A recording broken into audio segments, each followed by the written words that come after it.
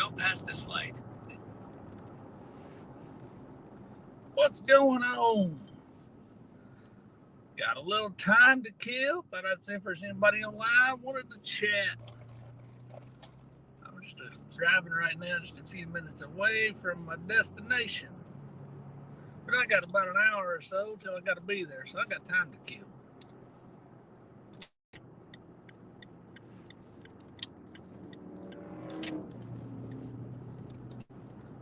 Hope everybody had a good day today for a Monday. I usually try and fish after work on Monday, but it didn't work out that way today. Plus, honestly, it was crappy this afternoon. Real cloudy, it was cold, looked like it wanted to rain, so not the best day to fish. Hey, Fishing with Big Mike, what's going on, buddy? I got about an hour to kill here. I'm about 15 minutes away from my destination, so I'll be able to park here in just a minute and talk. I just thought I'd see if anybody was hanging out bored, wanted to chat. How you been doing? Did you get into any big fish this weekend? I have been on a catfish cold spell, man. It's been terrible lately. I'm just not finding them. Yeah, same thing here. Wind blew, it was cold, tried to rain, just nasty.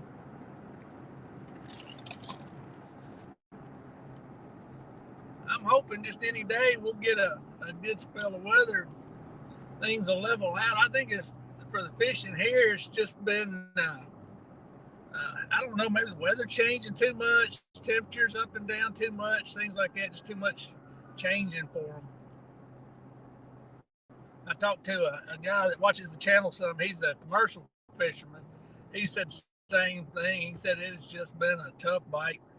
He did say that he had quit fishing during the daytime. He had gone to putting all of his lines out in the evening and picking up in the mornings. And he said it was just almost exclusively a night bite. And I don't do much night fishing. I guess I'm going to have to learn to night fish. I know you do some night fishing. I've seen some of yours where you're night fishing. But I don't know. Like I say, he's running probably close to 1,000 lines. Well, not 1,000 lines, 1,000 hooks. I think 10 lines. And he was getting 500-600 pounds a night, he said. And now he's about half that. So just not much of a bite. And the ones they are catching, he says, are covered in mud. Get a heater and some insulated clothes. That's the truth. I tell you, I spent a whole Saturday not too long ago. Land Between the Lakes is the National Forest Service property up here. It's got Kentucky Lake on one side and Lake Barkley on the other. I spent a whole Saturday going around looking for places that I could get streaming signal. And there is just no signal over there. I was hoping I'd find a spot where I could drive my truck right down to the water, maybe sit inside the truck and do some fishing. No go, not for streaming anyway. It's all right for for recording, but no good for streaming. One bar was the most I picked up anywhere.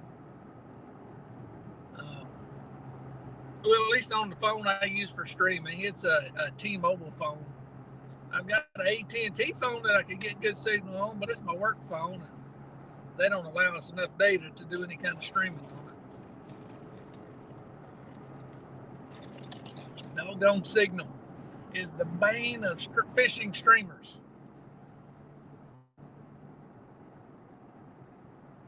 I'm kind of like you. I like fishing around the dam when I'm bank fishing anyway. I guess you can sit right up on that heater. It's kind of hard to get any heat to stay with you, but can't really set up I don't know, like I won't say tent, but not really a tent, but one of those pop-up things to be able to hold any heat in doing that. You just have a heater you set up close to you. 10.1 inch tablet to stream with. Yeah, I've not ever tried streaming with a tablet. I don't even have a tablet. Not now anyway. I did at one point in the past, but I never used it. I'll give it to one of the kids. I think they've got it off at college. I just use this iPhone to stream with. It tends to work pretty well. I can tell you one big thing I noticed. This iPhone that I stream with on T-Mobile is an iPhone 10. And this one right here, that's my work iPhone, it's a new one. It's a 15. And there's a huge difference in the camera quality. Huge difference. I didn't realize it was that much of a difference till one day I did stream with this one, and I had several people mention the difference in video quality. I went back and looked at it, and they were right. It's a huge difference in quality. I was really surprised.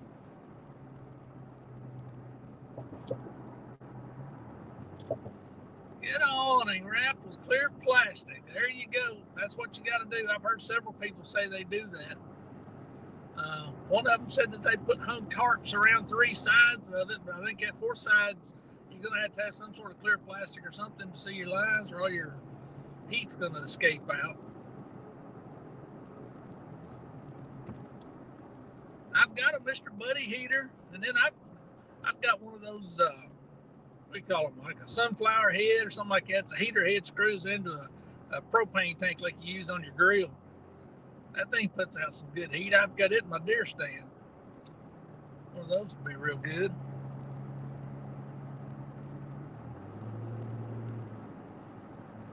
Use a Mr. Buddy type heater that uses one of those little screw-in tanks.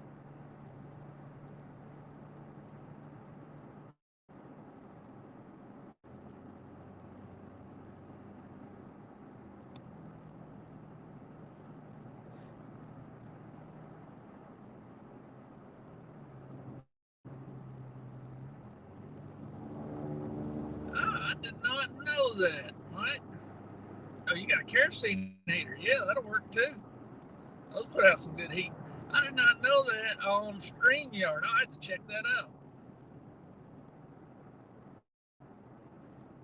Use it on computer mode, I guess, instead of phone mode. That's interesting. I did not realize it would change it like that. Didn't realize it might have it on different settings.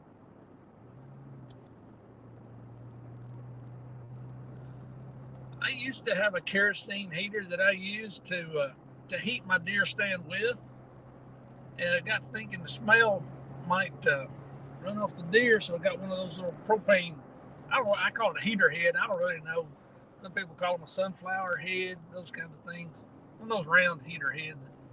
It puts out a lot of heat, but I don't know how many BTU it is.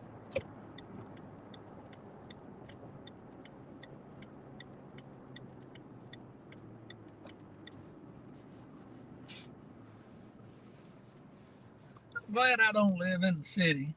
I'm in Clarksville here driving around. I tell you, it is, traffic is crazy when people are going home at night. You go to the website, hit the 3 dots, and scroll down to computer mode. I'll have to check that out. I appreciate the advice. I'll definitely check that out. That'll make a big difference, I bet.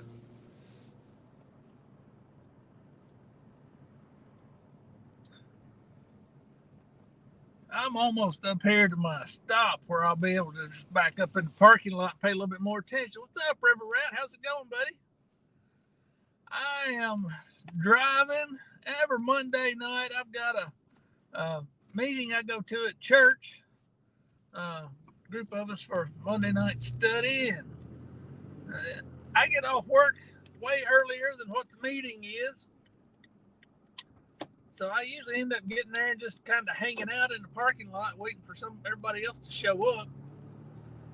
When it's not nice enough to fish, I think, well, I'll see if there's anybody on that wants to chat, rather than me just sitting there listening to the radio.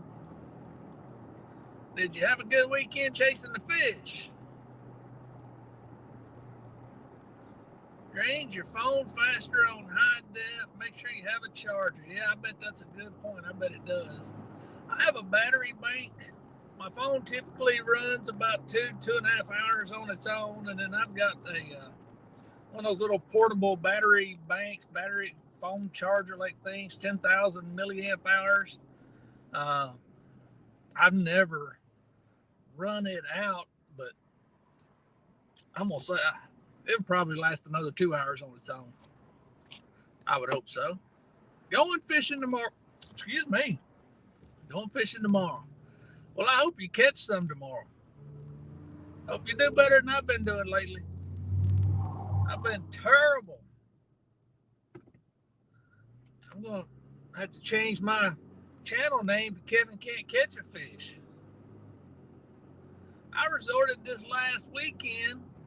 I was catfishing, and I resorted to throwing out a line and hook and catching bluegill and yellow bass just to be sure to remind myself what it was like to have a fish on the hook. I caught a bunch of them. I caught some yellow bass, good fat ones. They'd have been good to cut up and eat if you like them, but I don't ever keep them.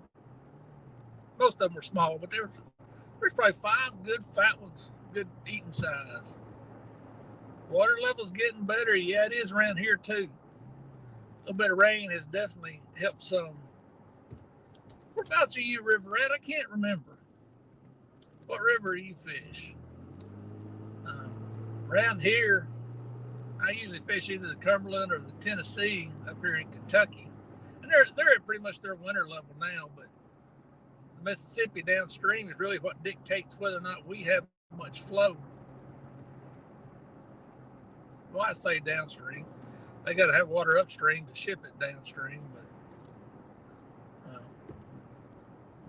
the Mississippi's backing up. We don't get much flow. Luckily, here lately, Mississippi's needed water, so we've been pushing it down. I want to hit the Cumberland. Well, Mike, I want to come down into Tennessee and hit the Tennessee or the Cumberland, either one down that way. I tell you, it seems like they're I don't know about the number of bigger fish, but the volume of decent sized fish is higher in Tennessee than it is in Kentucky. Now, I do know there's a lot more of the river in Tennessee than there is in Kentucky, so maybe that's part of it too. But doggone, I watch YouTube, and there's a whole lot of Tennessee people catching good catfish on the Tennessee and the Cumberland, and not many Kentucky people catching them.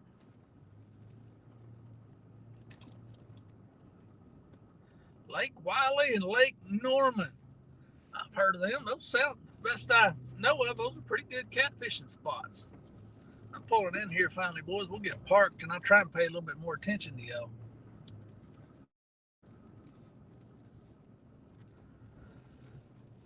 Mike, I don't know if you've ever fished. I know you're more down towards the, if I remember right, the Knoxville area, Chattanooga, Knoxville, that part of the world. I'd like to fish down around Nashville. No, I guess I need to leave that light on if you're going to see me. Oh, it's a protected fishery. I got you. I really wish Kentucky would do more to protect it. I tell you, we've got so many of the doggone pay lakes up here. Not really many of them here in my area, but within an hour and a half, 2 hour drive of here, pay lakes all over. And I tell you, I go down there to Barkley and Kentucky Dam, and I see those guys in those boats, and there's 3 or 4 boats running down there all day with a big, like a cattle tank, I guess, a watering tank for cattle with the aerator systems and stuff on them. And I know all they're doing is catching fish for those pay lakes. Gotta be. If not, I don't know what else they're doing with them. I wouldn't think you could make enough money. They're fishing with rod and reel. I wouldn't think you could make enough money, catching fish and selling them to the fish buyer for that. They don't pay that much a pound. Guys on Lake Norman caught 2 blues. One was 79. Holy smokes, 107 pounder. That's a whopper right there. That's nice. Uh, I haven't seen if it went through or not, but there was talk about Kentucky putting in a trophy catfish limit. Let's see. Did it go through?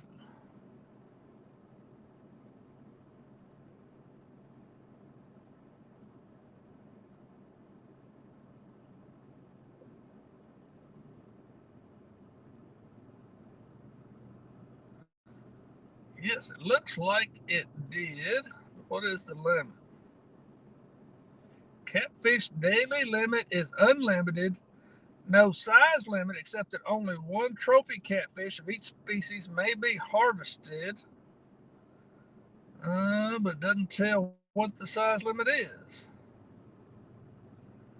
I'm gonna have to look into that. I don't ever pay attention to it because I don't keep them, but that's good. If they got that to go through, I'll be glad to hear that. I bet that was a heck of a lot of fight pulling in a 107-pound catfish. Doggone.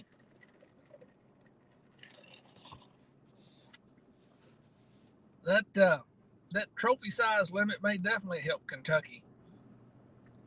I know, I've got a guy that follows my channel, and I talk with him a lot. He's a commercial fisherman, uh, but he says that, of course, he's selling to the fish market, and he says most everything that the fish market wants is in the 5 pounds and under range. He rarely takes out a big one, but occasionally he says he'll have a request from them for a bigger one. But I don't know. I just hate to see him going to those pay lakes. You're in Chattanooga. Okay. I knew you were Chattanooga or Knoxville, down in that area. I need to holler at you sometime when I'm coming down. We come down to Chattanooga 2 or 3 times a year. That's my wife's favorite place in the world for some reason. She loves coming down there and going up on the mountain. She likes going to the aquarium y'all got down there. And she just likes Chattanooga. Has been going there for years. Even before I met her, she used to go down there. So we usually go down 2 or 3 times a year, usually on a long weekend.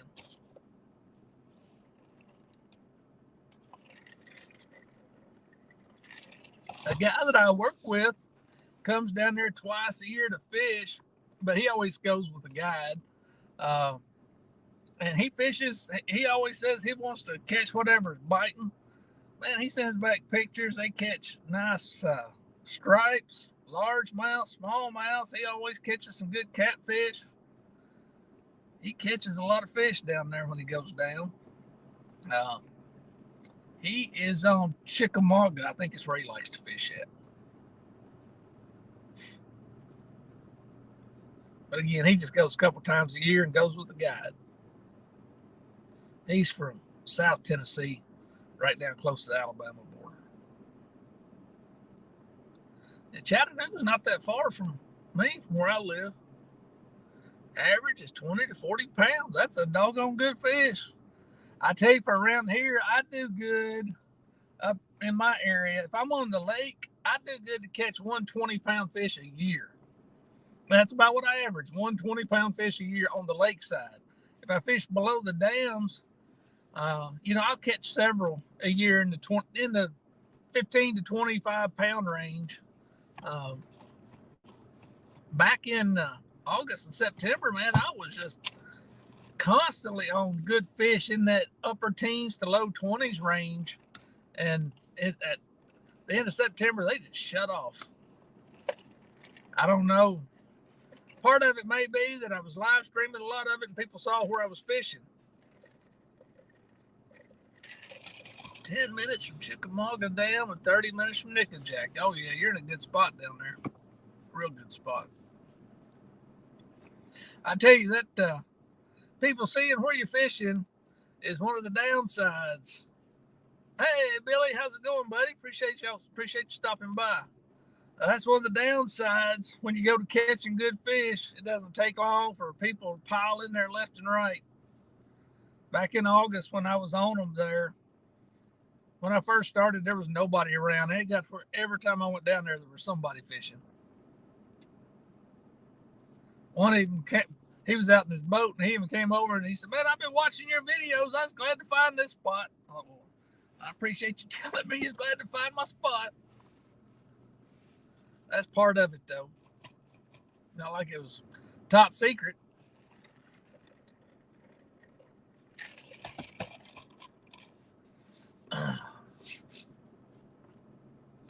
What time is it?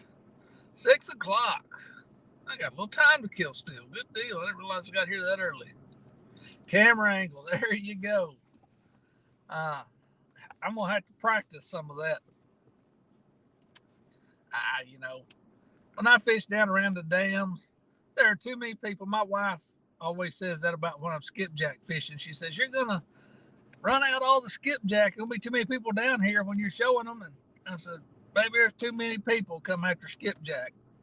And only so many bank spots you can have up down that bank. People are going to find them." Yeah, he does, Billy. Big Mike has some good fishing down there. He catches some good fish.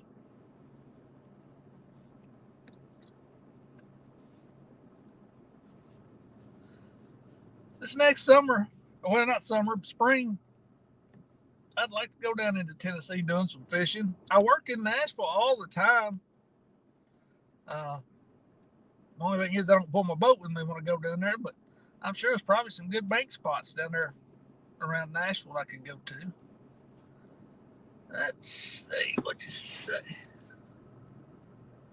First place everyone goes to is a dam. Yeah, that's right. There's just so many fish of any kind to be caught around a dam. They like all that moving water, I guess. Good place to go.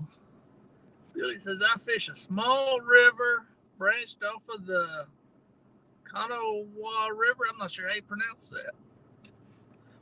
Billy, what area of the country are you fishing? I'm not even sure where you're from. Yeah, Mike, I come down pretty close to Chattanooga for work. In fact, I'll be there later on this week, but I won't. It's one of those things when I'm down there, I don't have time to come on down and fish.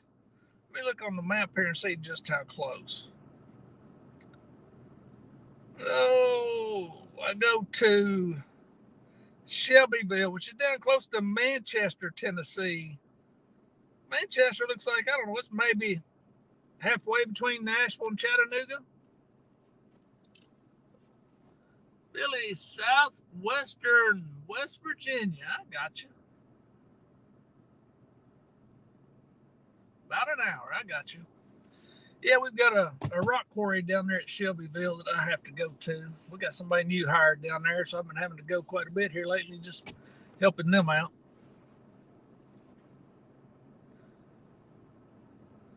Big Mike can put you on a monster. That's right. Mike, you work in a quarry or a dirt moving business or something, don't you? Don't I see you on a loader all the time? I don't get to run any of the big toys. I just work with people in the office. I try to convince them to let me run the toys, but they won't let me operate them. Yeah, rock quarry, Mike. Oh, you work at a rock quarry. I got you. Yeah, quarry work for 17 years. Yeah, I work for Vulcan Materials. They got quarries all over. I think they got one down there at Chattanooga, too.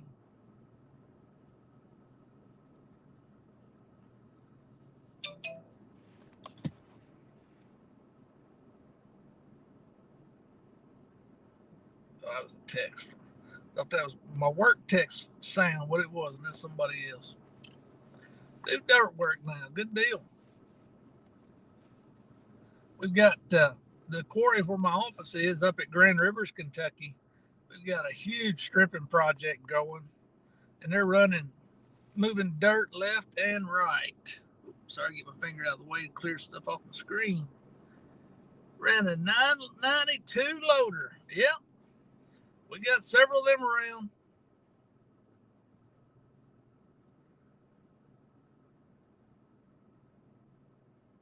Run track hose now. Good deal. Good deal. We got several of those 992s in the pits at our quarries.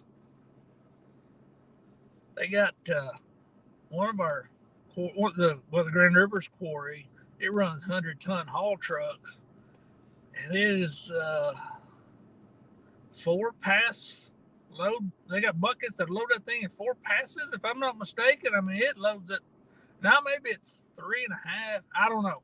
They can load a truck in no time flat. They upgraded, went to a bigger bucket. Man, they can load fast. Oh, you work for Vulcan down in Macon? I got you. They've been a good company for me to work for. I've enjoyed it. I spent 20 years in the banking business and wish I'd been in the quarry business all the time.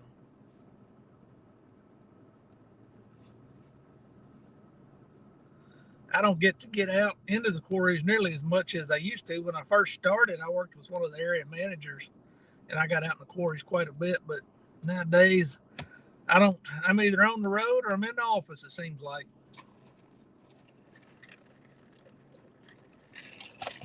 Two minutes a truck. There you go. That's pretty good load time right there. I don't know what the load time is there at Grand Rivers now, but I know when they put the bigger buckets on, it really loaded. 777s. Yep, that's what we run mostly of is 777s or something of that size there. They got several different brands of trucks that they're running now. But yeah, there are several 777s. They've got some, I can't think of what the models are for the other ones. Komatsus and Euclids and all different kinds of them. Thinking about getting back into it. Well, I don't know how it is down in the Chattanooga area, but in Nashville, they're all the time looking for equipment operators. It is, it's been a tough market to find good equipment operators. Well, it's been a tough market to find anybody for anything. It's just, you know how it is.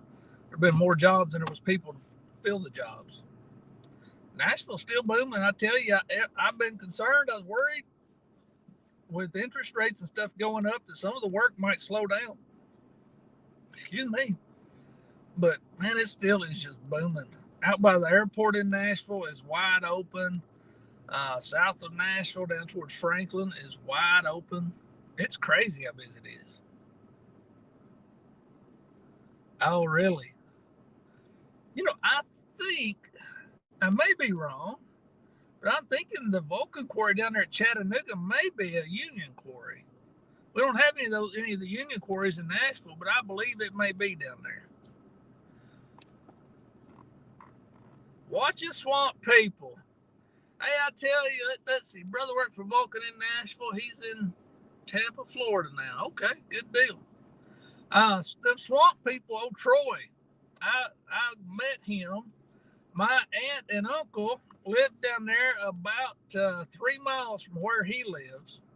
And I went down to visit them one time and saw Troy in the restaurant. He's a good old fella. He's just as common to meet him in real life as he seems like he is on TV. He, being on TV hasn't given him a big hit at all. The other one, what's the other guy? The one that wears the bib overalls and no shirt, always got his dog with him. Bruce. My uncle knows him pretty well too. Said he's a good guy, but I never did meet him.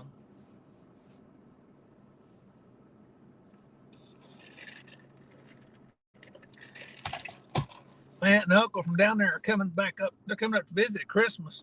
And he's she's from here in Kentucky. He's Cajun, or sounds it if he's not. He sounds it. I always tell him he's Cajun. But he likes to cook, and good Lord, he'll set you on fire with his cooking. He doesn't. I told him one day, I said, us Kentucky boys don't like that heat. Don't. We're not accustomed to that heat like those Cajun fellas are. Well, he likes to set you on fire. Vulcan pays very well. Worked for Aggregates USA right before Vulcan bought them out. Was super underpaid. Yeah, I tell you, when we bought Aggregates USA, I went to one of their quarries to help show them some of the Vulcan stuff. And I heard several of those guys were saying that they got pretty good raises after Vulcan bought them out. I think it took them a little bit, but they got pretty good raises. But there were some of them just didn't like being bought for whatever reason. I don't know. Ran a loader for $7.15 an hour. Yeah, that sounds underpaid, I'd say,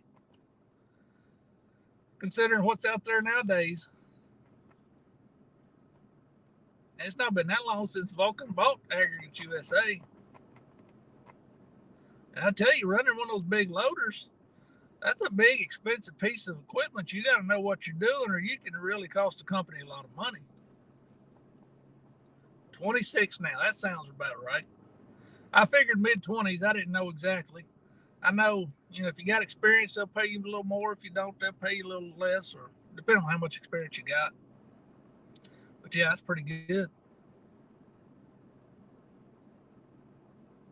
We got 6 people hanging out with us, it looks like. Let's see if I missed anybody up through here. I don't think I did.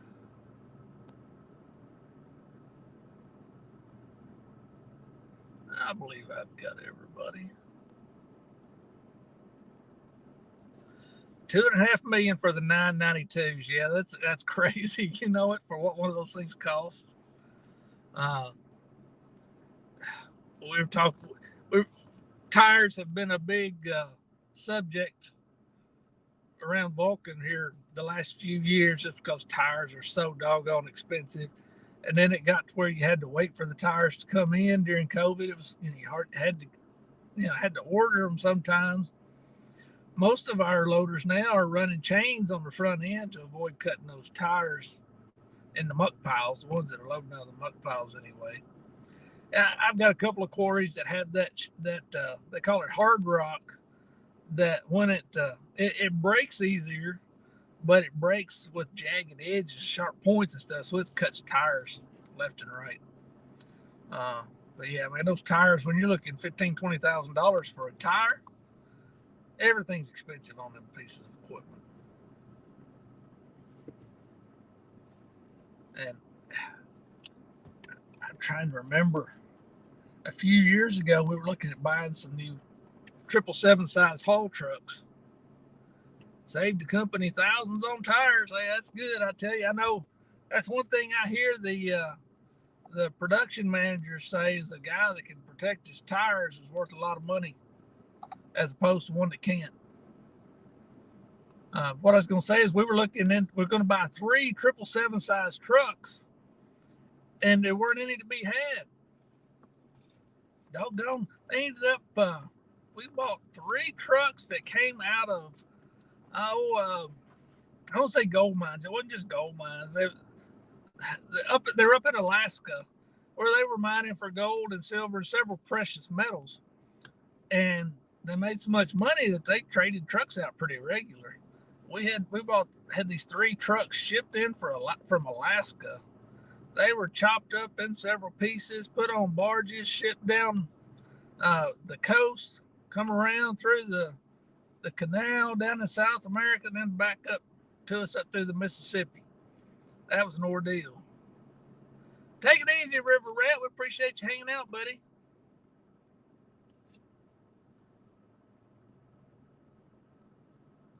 Running the notch method saves a lot. I don't really know what that is. I know enough of talking about the equipment to be dangerous is all. Like I say, I've never got to run them. I just get to talk with the guys and help them when they got computer issues, or if they got any kind of issues that happens in the office, need help. That's what I work with them on. Do they pay for relocation? I don't know. I've never had to find out about that. I wouldn't doubt it. For somebody that they wanted to hire, that was a good operator, I wouldn't be surprised at all.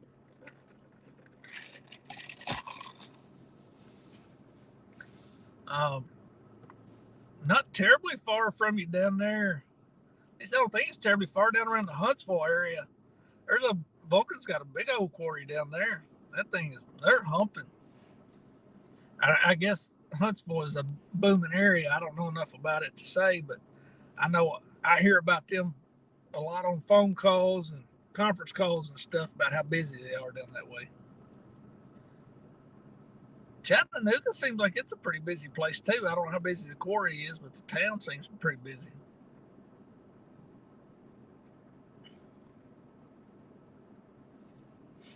Did I miss somebody? I thought I saw something pop up there. No, I don't guess I did. I'm going to turn the heat down in this truck, though. I'm starting to cook.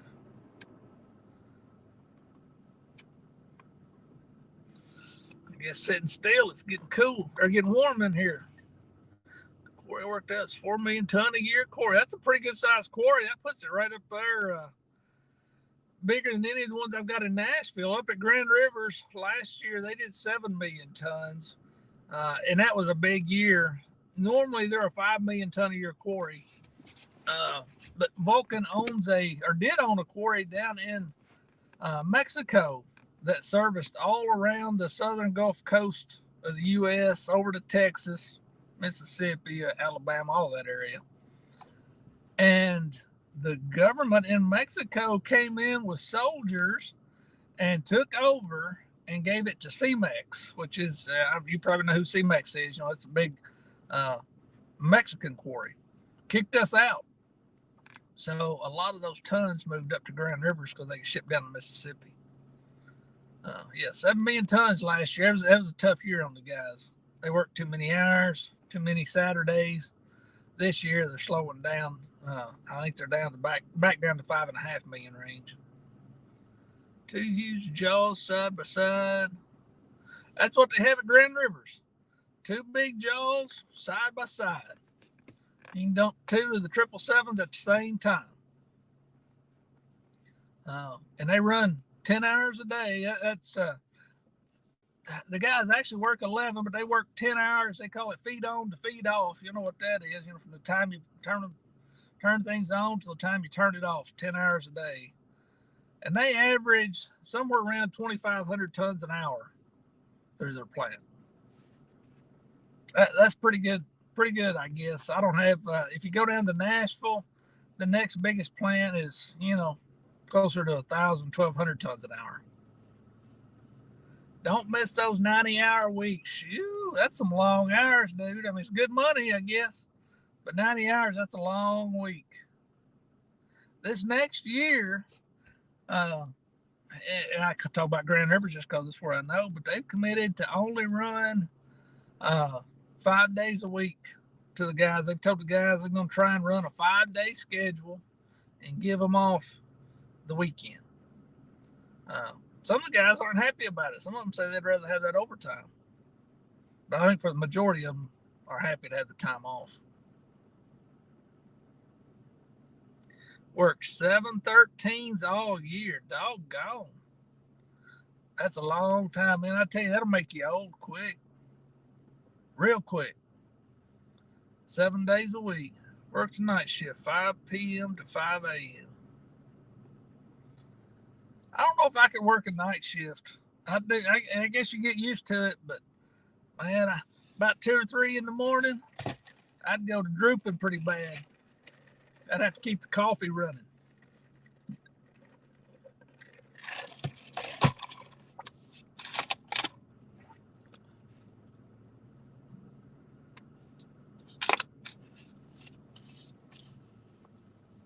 That's why you have all the gray hair. I hear you there. I tell you, I was looking back at some of my YouTube videos from 2 years ago. Yesterday, I was sitting on the couch doing some editing and looking back at some of my older ones, trying to get some ideas. And I told the wife, I said, something's happened in the last 2 years. My hair is a lot more grayer today than it was back then. It definitely in 2 years has made a big difference in how much gray I've got in my hair. You wouldn't think it would, but 2 years makes a difference. Also, 2 years ago, I looked like a hippie just about. I said I had that COVID hair. I hadn't been to the barber shop in a while. My hair was getting long and wavy. I kind of liked it.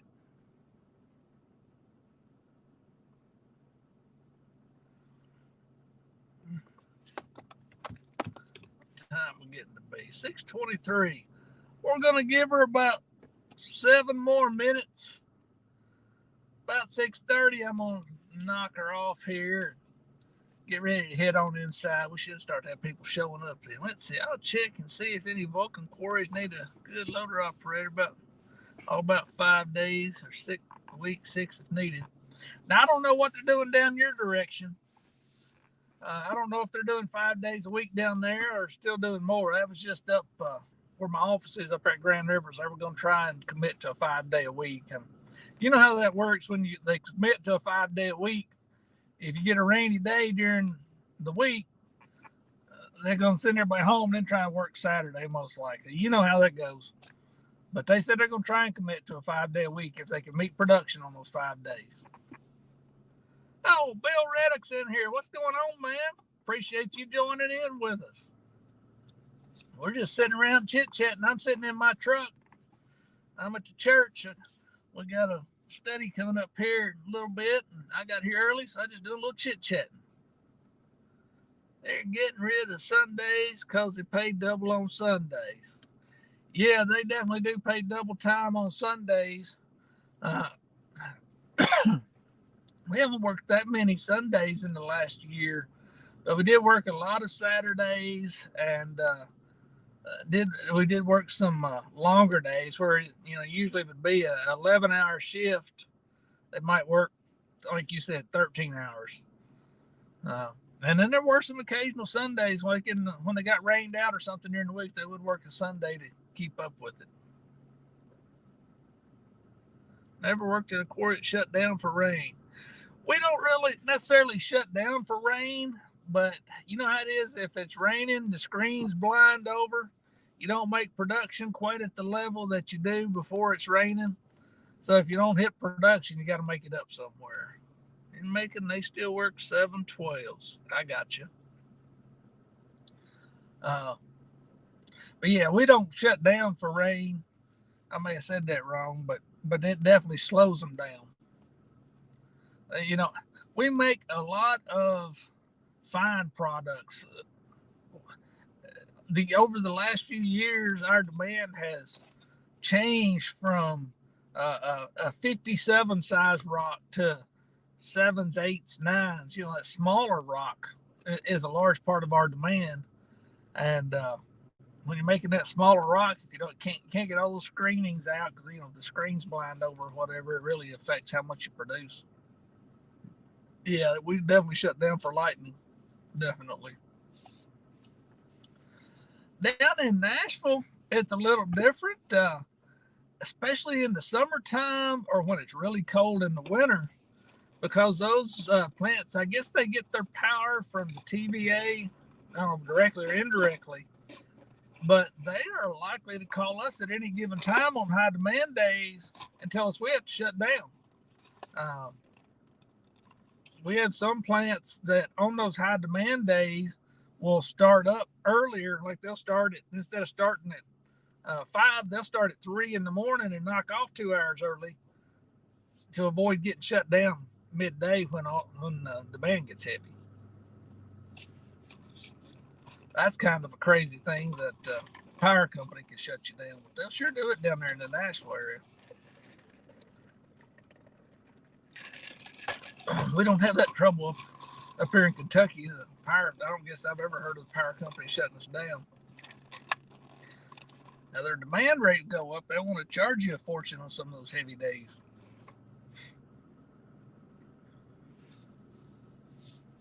Shoot, yeah, power's outrageous at a quarry. I guess here they run a lot of 3-phase motors, pulling those conveyors. We've got several 500 horsepower motors pulling conveyors up there in Kentucky. Down in the Nashville area, a lot of 350, 250 horsepower motors. Those motors pull a lot of power, a whole lot of power. Ran light plants at night. We run some light plants. Most of our plants are lit up pretty well, and our equipment nowadays, they've got lights everywhere on them. So we don't run nearly as many light plants as we used to, but we do have some in places that need them. Definitely do. Well, y'all, I think I'm going to knock off here. It's right at 6:30. Good time for me to call her quits and head on in. Appreciate y'all hanging out with me. Uh, we'll do it again sometime soon. Y'all have a good evening. God bless. If I can hit the right button.